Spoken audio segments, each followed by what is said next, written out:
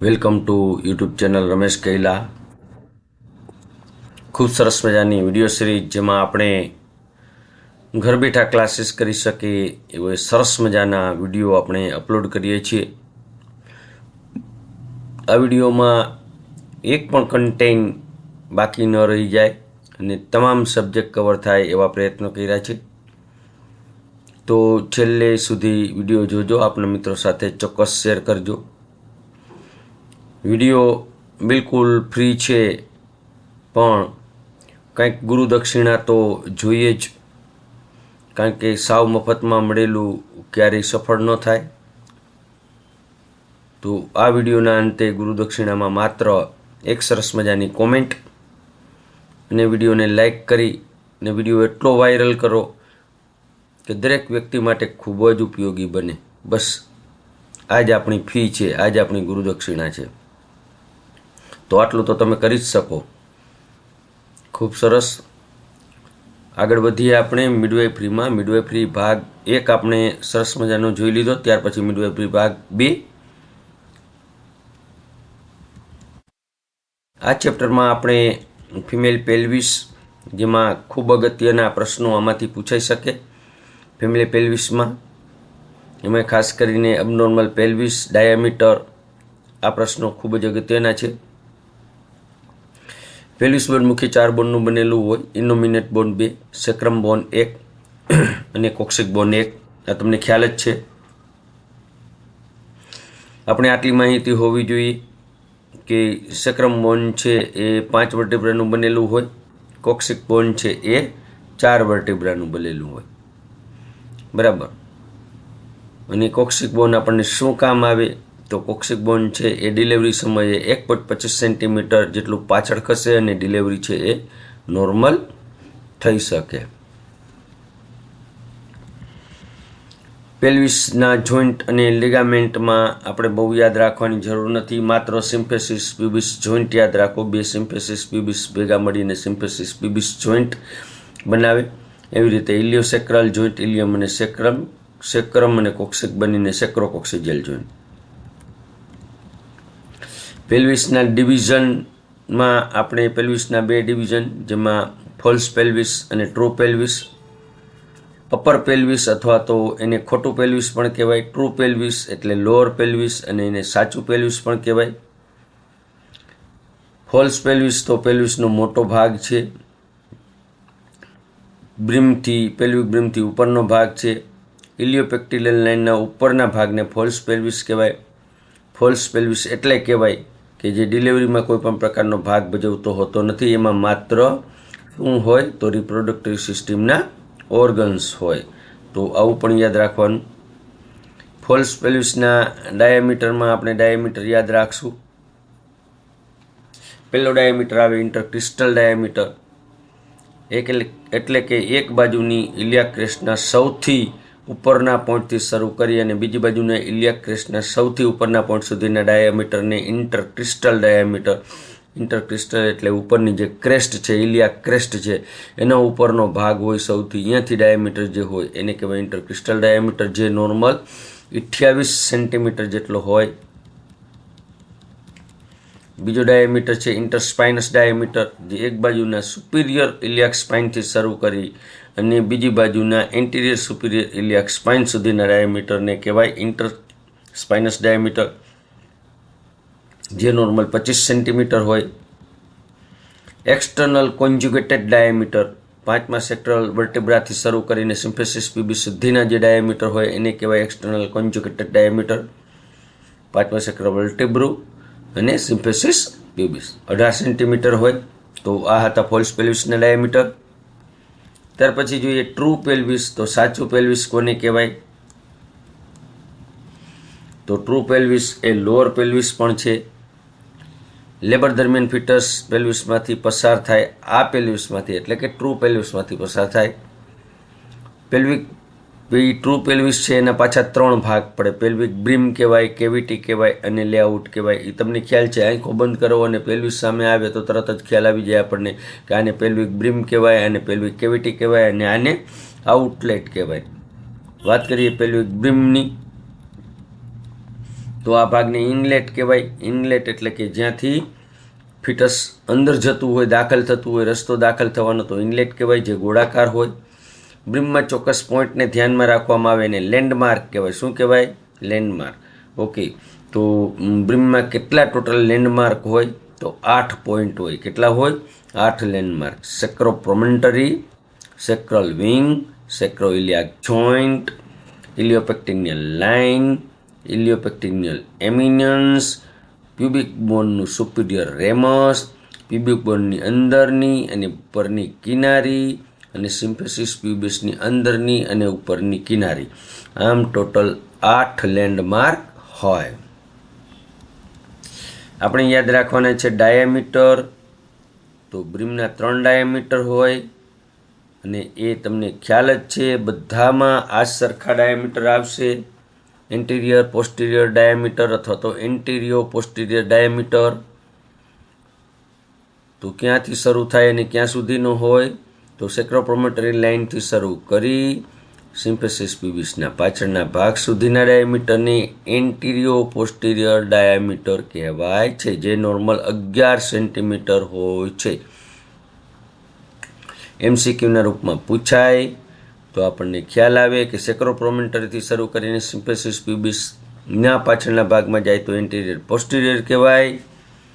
Oblique હોય તો શું કહેવાય? તો એક બાજુના સેક્રોઇલિયાક જોઈન્ટથી શરૂ કરી અને તેની વિરુદ્ધ બાજુના ઇલિયોપેક્ટિનિયલ એમિનન્સ સુધી જાય તો એને ઓબ્લિક ડાયામીટર કહેવાય, જે 300 હોય, 12 સેન્ટીમીટર હોય. ટ્રાન્સવર્સ ડાયામીટર કેને કહેવાય? તો તમને ખ્યાલ જ છે કે એક બાજુના ઇલિયોપેક્ટિનિયલ લાઇનના વચ્ચેના ભાગ એટલે બ્રીમનો સૌથી પહોળો ભાગ હોય. એક બાજુના બ્રીમના સૌથી પહોળા ભાગથી શરૂ કરીને સામેની બાજુના બ્રીમના સૌથી પહોળા ભાગ સુધીના ડાયામીટરને કહેવાય ટ્રાન્સવર્સ ડાયામીટર, જે 13 સેન્ટીમીટર હોય. એટલે 11, 12 અને 13. Pelvic cavity. તો કેવિટી બ્રીમથી શરૂ કરીને આઉટલેટ સુધી હોય, ગોળ હોય. 3 ડાયામીટર સરખા હોય. આપણને ખબર પડે કે કેવિટી એટલે ગોળ, રાઉન્ડ હોય તો રાઉન્ડની બધી ત્રિજ્યાઓ સરખી હોય. 12, 12, બરાબર. તો એન્ટિરિયર પોસ્ટિરિયર એ 12, ઓબ્લિક પણ 12 અને ટ્રાન્સવર્સ પણ 12. તો પેલ્વિક આઉટલેટ, બરાબર. પેલ્વિક આઉટલેટમાં શું કરશું? તો પેલ્વિક આઉટલેટ, તો આપણે બ્રીમ જોયું, ઇનલેટ જોયું, હવે આઉટલેટ. તો ફિટસને બહાર નીકળવાનો જે રસ્તો હોય એને કહેવાય આઉટલેટ. ડાયમંડ શેપનો હોય અને એને પણ 3 ડાયામીટર હોય, જેવી રીતે 3 હતા એન્ટિરિયર પોસ્ટિરિયર, બરાબર, ઓબ્લિક અને ત્રીજો હતો ટ્રાન્સવર્સ. તો એન્ટિરિયર પોસ્ટિરિયર એટલે સિમ્ફેસિસ પ્યુબિસના અંદરના ભાગથી શરૂ કરીને કોક્સેકની ટીપ સુધી હોય, જે ડાયામીટર હોય તો એને કહેવાય એન્ટિરિયર પોસ્ટિરિયર ડાયામીટર, 13 સેન્ટીમીટરનો હોય. સિમ્ફેસિસ પ્યુબિસથી શરૂ કરીને કોક્સેકની ટીપ સુધી. ઓબ્લિક હોય તો બે ઇસ્ચિયલ જે સ્પાઇન હોય, ઇસ્ચિયમ સ્પાઇન, સામે ઇલિયોપેક્ટિનિયલ એમિનન્સ સુધીના ડાયામીટરને કહેવાય ઓબ્લિક ડાયામીટર. અને ટ્રાન્સવર્સ ડાયામીટર ઇસ્ચિયલ સ્પાઇનથી શરૂ કરીને સામેની બાજુના ઇસ્ચિયલ સ્પાઇન સુધી, તો ટ્રાન્સવર્સ ડાયામીટર કહેવાય. 11 સેન્ટીમીટર. ઓલું 11, 12, 13 હોય તો આ 13, 12, 11 હોય. ટાઈપ ઓફ પેલ્વિસ આપણા માટે ખૂબ જ અગત્યનું છે. ટાઈપ ઓફ પેલ્વિસ, કારણ કે ઘણી વખત આમાંથી પ્રશ્નો પૂછાયેલા છે, MCQ ઘણી વખત પૂછાયેલા છે. પહેલો જ જે પેલ્વિસનો પ્રકાર છે ગાયનેકોઇડ પ્રકારનો પેલ્વિસ. તો તમને ખ્યાલ જ છે કે એમ કે નીચેના પૈકી કયું પેલ્વિસનો પ્રકાર છે એ આદર્શ પેલ્વિસ છે? તો ગાયનેકોઇડ પ્રકારનું પેલ્વિસ આવે.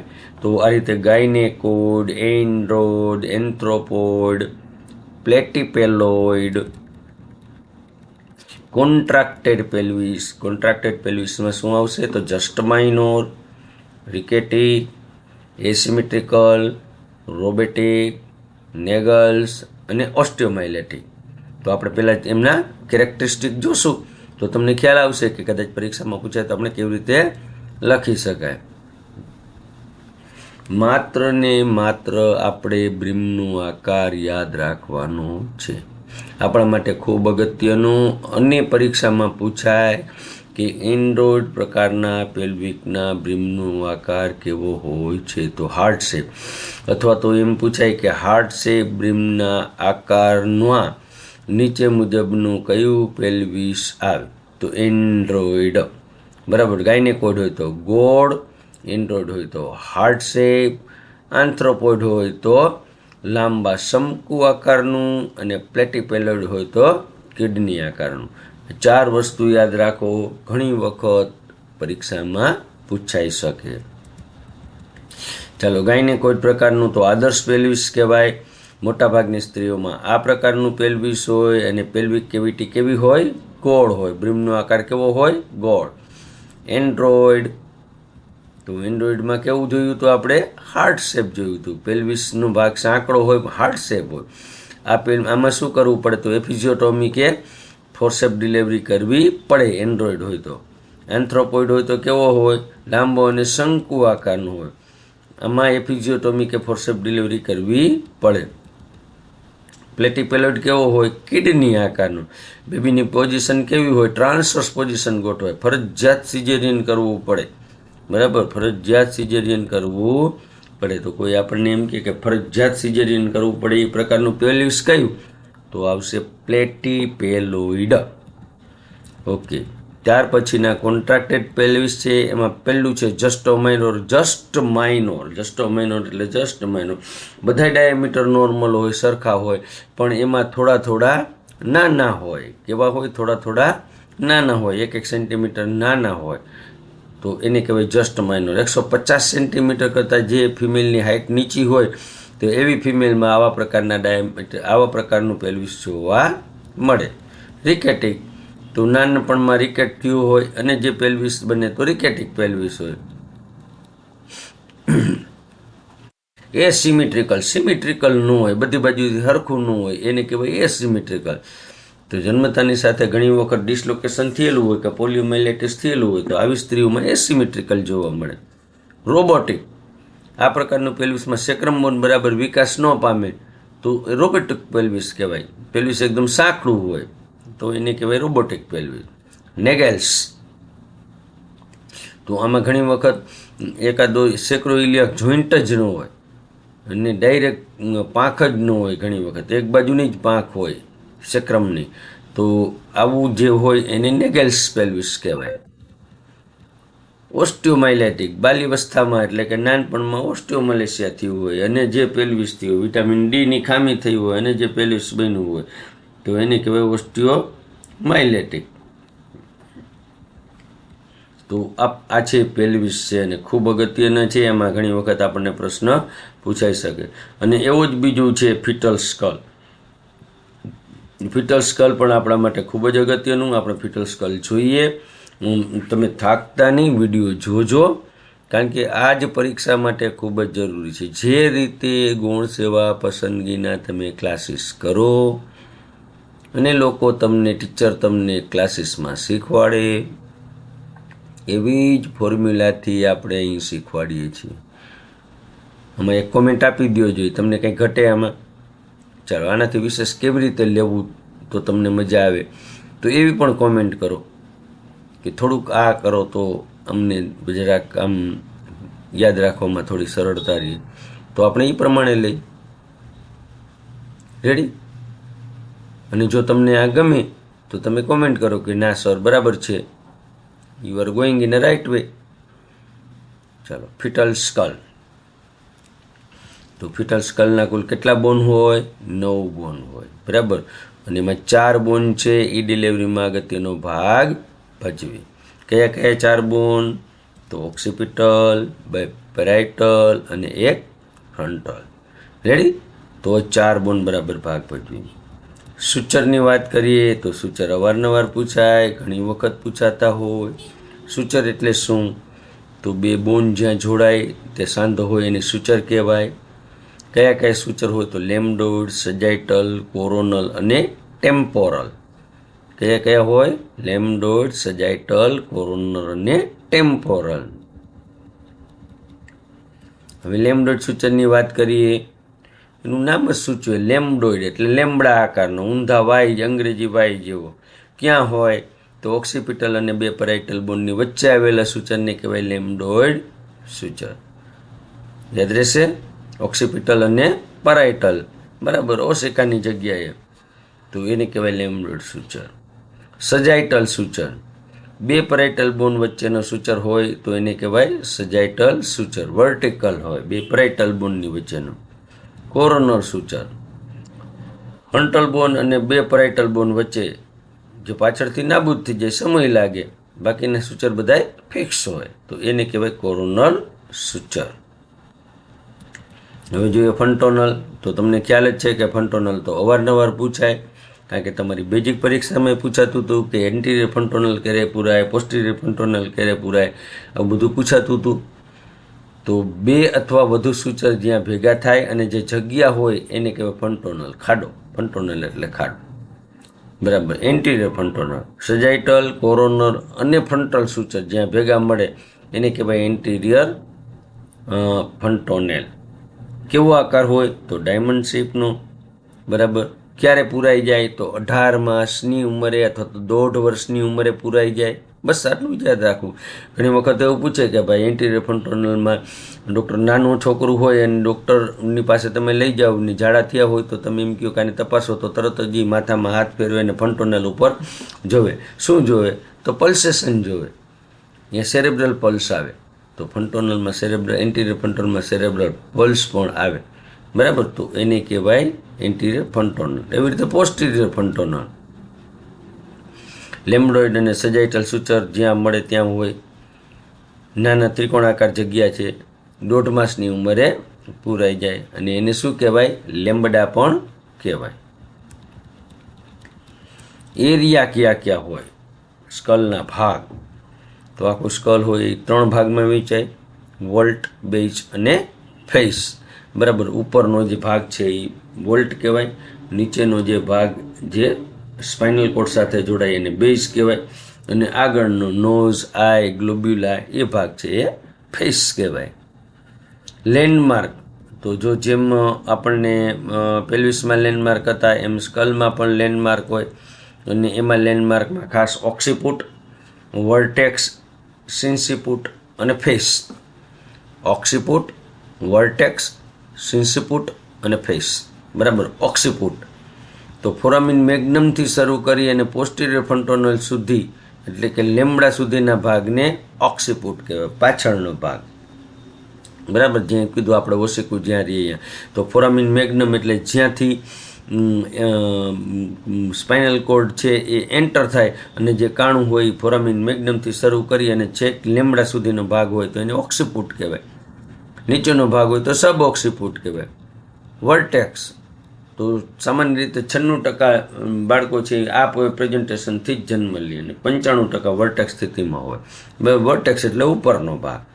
સિન્સિપુટ એટલે એન્ટિરિયર ફન્ટોનલ અને કોરોનર સૂચર વચ્ચેની જે કિનારીનો ભાગ હોય એને કહેવાય સિન્સિપુટ, બરાબર. સિન્સિપુટ કહેવાય. રેડી. અને બ્રો પ્રેઝન્ટેશન પણ કહેવાય. કેવું કહેવાય?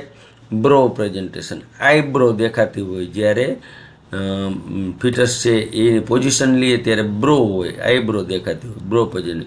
ફેસ, આંખની ભ્રમર અને નરમ ભાગ જે પોઈન્ટ ગ્લોબ્યુલા કહેવાય, વચ્ચેનો ભાગ જે ગ્લોબ્યુલા, આંખના બંને જે નેણ હોય, નેણની વચ્ચે જે આપણે ચાંદલો કરતા હોય, નીચે ચાંદલો, એ ભાગને કહેવાય ગ્લોબ્યુલા. જ્યારે દાઢીની ભાગ હોય, ટીપનો ભાગ હોય તો એને કહેવાય મેન્ટમ. શું કહેવાય? મેન્ટમ. આપણે ડાયામીટર આમાં જોશું અને સમજો. ડાયામીટર, એક ડાયામીટર, આપણે 2 ડાયામીટર યાદ રાખવાના, સૌથી નાનો અને સૌથી મોટો.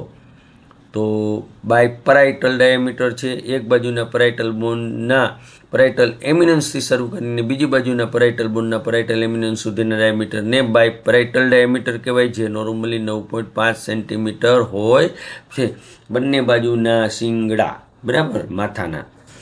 પછી બાય ટેમ્પોરલ, કેવું છે? Bitemporal. એક બાજુના ટેમ્પોરલ બોન કોરોનર સૂચર જ્યાં શરૂ થાય ત્યાંથી શરૂ કરી બીજી બાજુના કોરોનર સૂચર જ્યાં પૂરું થાય ત્યાં સુધીના ડાયામીટરને કહેવાય બાય ટેમ્પોરલ ડાયામીટર, જે સૌથી નાનું ડાયામીટર છે. યાદ રાખો, બાય ટેમ્પોરલ ડાયામીટર સૌથી નાનું ડાયામીટર છે. અને કેવડો છે? તો 8.2 સેન્ટીમીટર.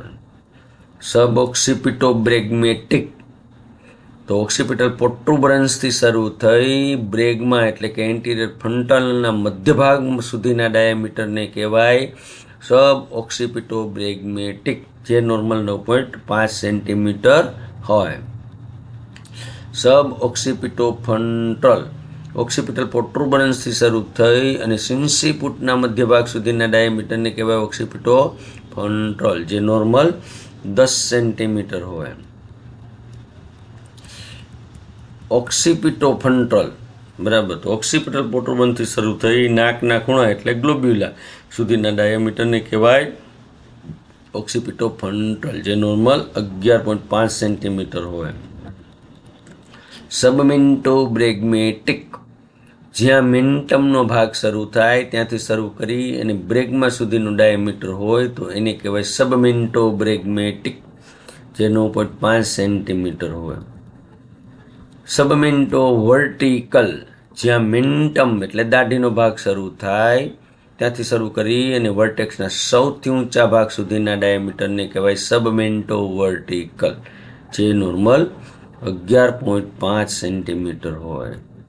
અને હવે આવ્યો મેન્ટોવર્ટિકલ જે દાઢીની ટીપથી શરૂ કરી અને વર્ટેક્સના સૌથી ઊંચા પોઈન્ટ સુધીનું ડાયામીટર હોય તો એને કહેવાય મેન્ટોવર્ટિકલ. આ સૌથી મોટો ડાયામીટર છે 13.5 સેન્ટીમીટર. તો બાયટેમ્પોરલ સૌથી નાનો 8.2 સેન્ટીમીટર, મેન્ટોવર્ટિકલ સૌથી મોટો 13.5 સેન્ટીમીટર. બંને યાદ રાખવાના છે. ઓકે. મોલ્ડિંગ તમને ખબર છે કે જ્યારે બર્થ કેનાલમાંથી બેબી પસાર થાય ત્યારે જે બેબીના સ્કલના બોન છે એકબીજા ઉપર ચડી જાય, સમાધાનકારી વલણ અપનાવે જેથી કરીને હાડકા એકબીજા ઉપર ચડી જાય અને ફિટસ છે એ ઇઝીલી બહાર આવી શકે. તો આને કહેવાય મોલ્ડિંગ. બરાબર. ઘણી વખત આપણે એવું યાદ રાખવાનું કે અધૂરા માસે જન્મેલા બાળકના સાંધા થોડાક પહોળા હોય તો મોલ્ડિંગનું પ્રમાણ વધારે થાય. તો આ હતું આપણું સરસ મજાનું ફિટલ સ્કલ અને ફિમેલ પેલ્વિસનો વિડીયો. જો મિત્રો ખરેખર વિડીયો તમને ગમ્યો હોય તો કોમેન્ટ અને મને વિડીયો વાયરલ થતો જોવો છે. મારી એક જ અપેક્ષા છે તમે કયો એવું કન્ટેન્ટ મળી રહેશે, પણ આપણે જે મહેનત કરી છે એની ફળશ્રુતિ રૂપે તમામ વિદ્યાર્થી પાસે આપણો વિડીયો પહોંચવો જોઈએ. અને આ તમામ કન્ટેન્ટ છે એ તમને માસ્ટરમાઇન્ડ એજ્યુ એપમાં કન્ટેન્ટ પીડીએફના રૂપમાં મળી રહેશે. જેમને પણ પીડીએફ જોતી હોય તે માસ્ટરમાઇન્ડ એજ્યુ એપ ડાઉનલોડ કરો અને તેમાં તમામ પ્રકારની પીડીએફ હશે. કોઈ પણ પ્રશ્ન માટે તમે કોલ કરી શકો 9601409876. તમામ પ્રકારના જૂના પેપરો, તમામ પ્રકારનું સોલ્યુશન, તમામ પ્રકારના ગુજરાતી, તાર્કિક, ઇંગ્લિશ બધા જ પ્રકારના પ્રશ્નોની છણાવટ છે એ માસ્ટરમાઇન્ડ એજ્યુ એપમાં કરેલી છે. તો આજે જ ડાઉનલોડ કરો માસ્ટરમાઇન્ડ એજ્યુ એપ અને જુઓ પરીક્ષાની પૂરેપૂરી તૈયારીના કમ્પ્લીટ મટીરિયલ. ખૂબ ખૂબ આભાર. ધન્યવાદ.